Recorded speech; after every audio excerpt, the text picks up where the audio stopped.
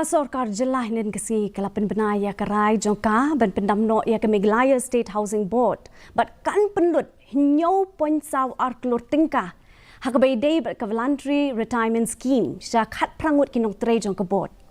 habakren skila patai khubor hadin ke jengalang ke kinhun menteri menteri rang ba ke Jylla konret ke sangma ulaong ba ke kinhun menteri kala menjur ya kan ke jingterwa ban Pyndam ya ke MSHB kumju ban pynbiang VRS syakat prangut ki nongtrei jongka board. Decision to dissolve the Meghalaya State Housing Board and of granting the voluntary retirement scheme to the employees of the Meghalaya Housing Board. As you're aware that this is a long pending decision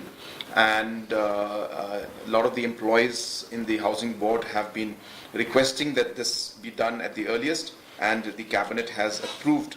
this particular proposal to dissolve the Meghalaya State Housing Board and to grant voluntary retirement scheme to the employees of the Meghalaya State Housing Board. How many employees, sir?